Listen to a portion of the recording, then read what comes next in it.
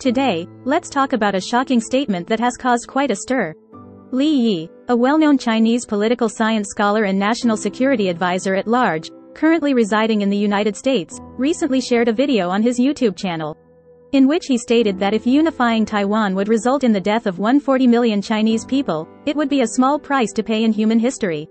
I think I may have found his problem. He may be treating the population as his dinner menu, with each person being a dish, and 140 million is the number of dishes. I don't know how much he can eat, but in my opinion, this small price may only be appetizing to Thanos in the Marvel universe.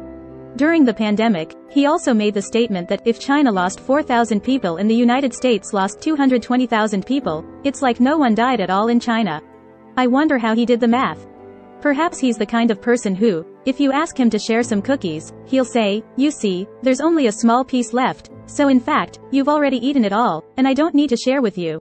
He has even more shocking statements. He said that if China and the United States went to war, in a nuclear war, China would not hesitate to sacrifice 500 cities east of Xi'an. I wonder how he calculated this number. Did he use an abacus or a calculator? Maybe he's just playing an extreme version of poker. I bet 500 cities, are you in or out? Li Yi also said on Twitter that Taiwanese bastards have no power to fight back, nor do they dare to fight back. Whoever resists will be punished along with their extended family. I just want to say, my friend, have you been watching too many Game of Thrones? This is Twitter, not HBO. He once said, kill half of them first, and the rest will be more obedient than dogs. Just feed them bones on schedule. My friend, do you think of yourself as a dog, thinking that everyone else is like you and just needs to be fed bones on schedule? But let me tell you, people are not dogs. People have dignity, wisdom, love, and freedom. People will not give up their beliefs and dignity for a bone. I hope we can all learn something from his mistakes, which is to respect every life, respect everyone's choices, and respect everyone's beliefs. Because that's human dignity, that's our basic human right. Hello everyone, I'm your news anchor Yali, providing you with a one-stop service for China-related news every day. If you have any thoughts or opinions on these topics, please feel free to leave a comment in the comment section. We will read and reply to your comments seriously. On June 6, the United States, the Philippine Coast Guard, and the Japan Coast Guard held a two-day trilateral joint maritime exercise in the South China Sea, marking the first time such an exercise has been held between the three countries. Over 500 people participated in the exercise, which included simulating anti-piracy operations and intercepting vessels carrying weapons of mass destruction. An assistant spokesperson for the Philippine Coast Guard said that the exercise aimed to help each other and prepare for any future events. Global military spending is expected to increase by 3.7% in 2022, with Ukraine's military spending increasing sevenfold. China's military spending has been increasing for 28 consecutive years and has reached $292 billion, while Japan ranks 10th with an increase of 5.9% to $46 billion. According to sources, U.S. Secretary of State Blinken is expected to travel to China in the coming weeks to hold talks with senior officials, possibly including Chinese President Xi Jinping, indicating that the United States hopes to restore high-level communication amid continued tensions. In response to recent provocative actions by the Chinese military in the Taiwan Strait and the South China Sea, White House Indo-Pacific Affairs Coordinator Kurt Campbell said at a Hudson Institute discussion that the United States is working to get other countries to publicly state that maintaining peace and stability in the Taiwan Strait is in everyone's interest, and that the United States and China need to establish a more effective dialogue mechanism to avoid misjudgments. Chinese Foreign Ministry spokesperson Wang Wenbin criticized the U.S. military for provoking China by coming to its doorstep from afar, saying that this is not about maintaining freedom of navigation, but about promoting navigation hegemony. The United States has imposed sanctions on an international procurement network that supports Iran's missile and military programs, including 5 Chinese individuals and related entities. China and Russia conducted a joint air strategic patrol in the Sea of Japan and the East China Sea on Tuesday, marking the 6th such joint patrol since 2019. According to South Korea's Joint Chiefs of Staff, JCS, 4 Chinese and 4 Russian military aircraft briefly entered South Korean Airspace Identification Zone, KADIZ, in the southern and eastern seas on Tuesday, but did not violate South Korean airspace. In response to China's criticism of the U.S.-South Korea-Washington Declaration at the United Nations Security Council, a South Korean embassy official in China said that this is not something that a third country should be concerned about. The U.S. may replace China as South Korea's largest export market. Australian Prime Minister Albanese once again talked about when he would visit China, saying that he will definitely visit China at some point, but a mutually agreed upon date is still being determined. He reiterated that he will continue to engage with China and hopes that China will remove all trade barriers. It is reported that China has recently approved the import of Australian citrus, nuts, mangoes, and cherries. Australian Trade Minister Fran Bailey revealed that the two countries have developed a path to resolve all remaining trade restrictions, meaning that China-Australia economic and trade relations will soon return to normal. German Interior Minister Horst Seehofer pointed out that China's espionage activities pose an increasing danger to the German economy, industry, and research, and that efforts must be made to strengthen prevention measures to prevent the theft of patents, technology, and innovation knowledge. Chinese Premier Li Keqiang met with a delegation led by the co-chair of Germany's Social Democratic Party, Saskia Esken, on Monday, June 5, at the Great Hall of the People in Beijing. He expressed hope that the Social Democrats could promote a policy towards China that is rational, pragmatic, and emphasizes dialogue and cooperation in the German and European political arenas. In response to the Hong Kong military exercise, which will include live fire drills at Taoyuan International Airport, Taiwan's Ministry of National Defense spokesperson, Shi Shunfang, said on Tuesday, June 6, that the military will closely coordinate with civilian units such as the police and air traffic control to minimize the impact of the exercise on the public. The chairman of Taiwan Semiconductor Manufacturing Company, TSMC, Liu Dane, said that he believes Taiwan's semiconductor industry plays a stabilizing role in geopolitics. During his visit to Japan, the chairman of Taiwan's People First Party, Ko Wen-je, met with Japanese officials, including former Prime Minister Yoshihiko Noda, and received a commitment of support for Taiwan's accession to the Comprehensive and Progressive Agreement for Trans-Pacific Partnership, CPTPP. The sexual harassment scandal in Taiwan's political arena continues to escalate, with a Kuomintang legislator being found guilty of sexual harassment by a court on Tuesday, June 6, becoming the first person to be convicted of sexual harassment since the scandal began. As more victims come forward to share their experiences, former Democratic Progressive Party chairpersons Tsai Ing-wen and Su Sang-chong, as well as current chairperson Lai Ching-te, have apologized and acknowledged their responsibility. If not handled properly, this scandal could lead to a significant loss of young, female, highly educated, and middle-class voters for the Democratic Progressive Party. On June 6, the Hong Kong government announced that the Department of Justice had applied to the court for injunctions to prohibit the playing or broadcasting of the song, Glory to Hong Kong, which is considered to be Hong Kong's national anthem. Even the melody or lyrics are not allowed, to prevent it from being used to incite separatism, confuse it with the national anthem of Hong Kong, or even imply that Hong Kong is an independent country. This song was widely sung during the 2019 anti-extradition bill protests. The Representative Office of the Central Tibetan Administration in Australia has condemned the Chinese embassy in Australia for interfering with the speech of the president of the Tibetan government in exile, Penpa Tsering, at the National Press Club. ABC Chinese has learned that Chinese embassy staff asked the organization to cancel the speech during a lobbying effort last week. The president of the press club told ABC Chinese that he had expressed to the Chinese side that the organization respects freedom of speech, freedom of the press, and public debate. The Chinese embassy in Honduras held an opening ceremony on Monday, June 5. At the same time, Honduran President Juan Orlando Hernandez confirmed on Twitter that he will visit China from June 9 to 14. This is the first time the Honduran president has visited China since the country severed ties with Taiwan and established diplomatic relations with China in March. Many analysts believe that China's influence in Latin America is increasing. Chinese state media reported that the chargé d'affaires of the Chinese embassy in Honduras, Yu Bo, said in a speech that China highly appreciates Honduras's important decision to seize historical opportunities and recognize one China. The field of artificial intelligence has become a new focus of competition between the United States and China.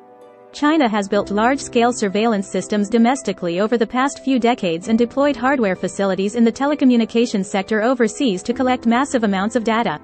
Experts are concerned that Beijing will use this data to strengthen the use of AI in surveillance systems, further suppressing people's freedom. Chinese media reported that Tesla CEO Elon Musk spent about RMB 45,000 on a dinner for 22 people on his first day of visiting China this month. Musk said that China has detailed plans for regulating artificial intelligence. Investigative reports show that in China, AI cameras immediately notify the police when banners are unfurled. The unveiling ceremony of a sculpture depicting the image of the Iron Chain Lady, from Feng County, Suzhou, China, was held at the Liberty Sculpture Park in Southern California on June 4. The sculpture is accompanied by 2 Chinese characters carved behind it. The website of the Chinese military was also hacked on June 4, with the words, "Tank Man," and, "Never forget June 4th, being implanted. Japan, Australia, and the United States are funding the connection of an undersea cable in Micronesia to counter China's influence. After rare protests in Vietnam, a Chinese research vessel sailed out of Vietnam's exclusive economic zone, but Beijing claimed it was in Chinese waters. The UK has ordered China to shut down its unofficial police stations on British soil.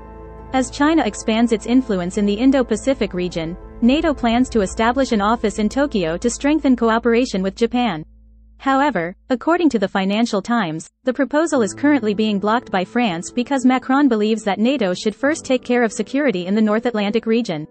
9 Japanese automakers, led by Toyota, hold a 90% share in Thailand, but now Chinese companies are trying to break in, especially with BYD's factory plans and generous support from the Thai government. The more outstanding a company is, the more conservative it becomes, making it easier to fail. This is the dilemma of innovators. Toyota needs to be careful. Toyota and Daimler Trucks will collaborate in the commercial vehicle sector. The fierce competition from Chinese manufacturers has brought about the Japan-Germany alliance. Chinese EVs have quickly taken over the Southeast Asian market. In order to redeem themselves, the Japan-Germany alliance plans to use economies of scale to compete. Japan's beef exports in 2022 will decrease by 4%. The largest market for Japan's beef exports, the United States, has hit the brakes. The United States has a low tariff quota for beef imports, but in 2022, Brazilian beef will account for more than 80% of it, squeezing Japan's space. Another huge market, China, has not yet resumed importing Japanese beef. The Japanese government recently announced that it will begin discharging over 1 million tons of nuclear wastewater from the Fukushima nuclear power plant into the sea this summer, causing concern among many Hong Kong Japanese-style restaurants and receiving high attention from the Hong Kong government.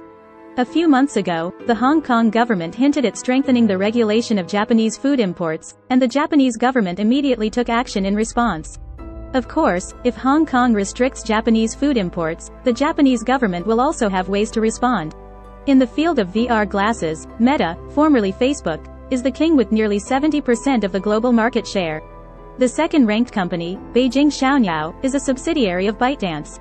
The 2 major IT companies in China and the United States have already engaged in fierce competition in the field of social media, and now it has extended to VR glasses. Apple has released the Vision Pro, a wearable device. A former senior executive of ByteDance, the parent company of TikTok, claimed that an internal CCP committee visited TikTok's Hong Kong user data in 2018, focusing on civil rights activists and protesters. The company denied the allegations. According to the lawsuit, party committee members can obtain superuser qualifications to view all data collected by ByteDance.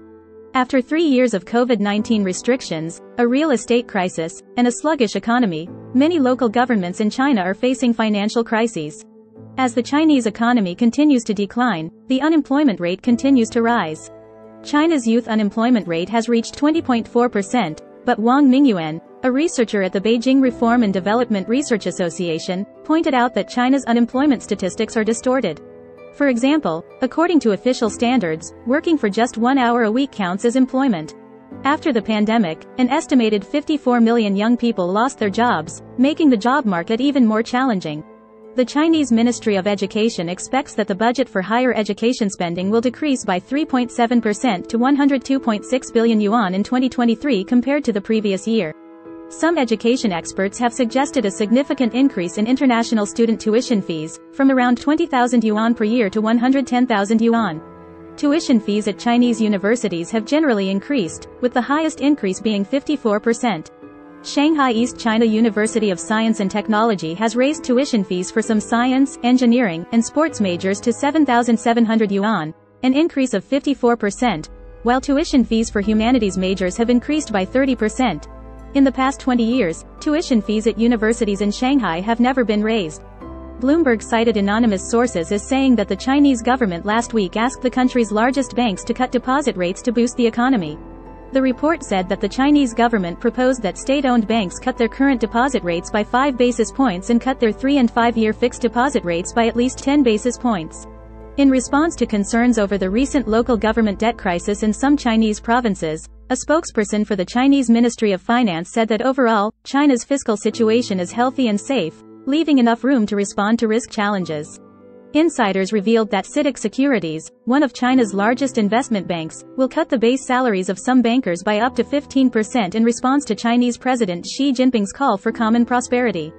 According to Visa Service Agency data, as of May 20, 2023, China's overall visa application volume has reached 35% of the same period before the 2019 pandemic.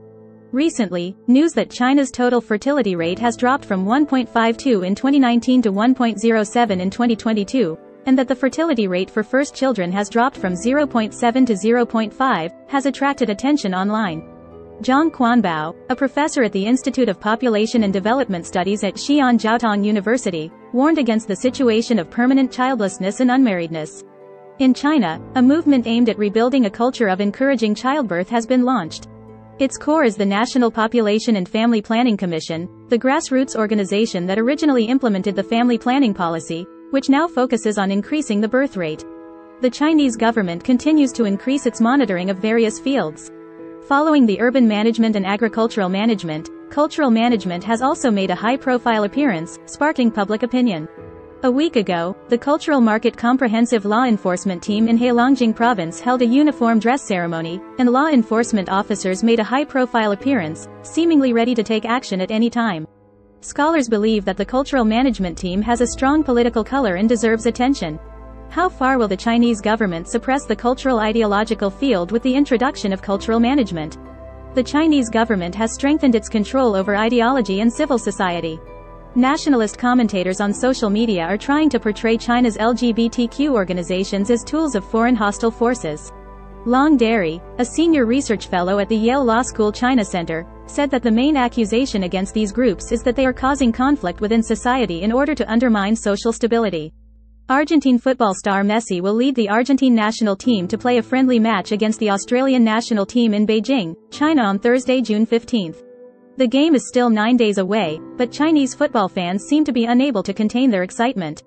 The first round of tickets for the Argentina-China friendly match went on sale, and tickets with an average price of over 3,000 yuan were quickly sold out on several ticketing platforms. In the towering and prosperous city of Shenzhen, there are also many dense and dilapidated urban villages. Although the buildings here are generally old and the environment is dirty and messy, because the rent is cheap, it has become the first choice of residence for most out-of-town people who come to the city to explore opportunities. Baimong Village is just an ordinary one among them, but it has recently attracted market attention because of unified renting, which has forced tenants to move out in a concentrated manner. Spring Airlines has opened a Shanghai-Fukuoka route, and Sino-Japanese routes have gradually resumed. Fukuoka Airport held a celebration ceremony for the arrival of passengers, welcoming 105 passengers with great fanfare. On the observation deck of the international terminal, applause broke out after the plane landed. Li Jian, the executive of Spring Airlines, expressed his anticipation, saying that July is the summer vacation season in China, and the number of customers will increase further. China's first domestically produced large-scale cruise ship, the Adamodu, built by China's shipbuilding Waigaoqiao Shipbuilding Company, Limited, successfully left the dock in Shanghai on Tuesday, June 6, and entered the dock mooring and commissioning stage. That's today's news brief. We hope you enjoyed it. Remember to like and share, and subscribe to our channel. See you next time. Take care everyone.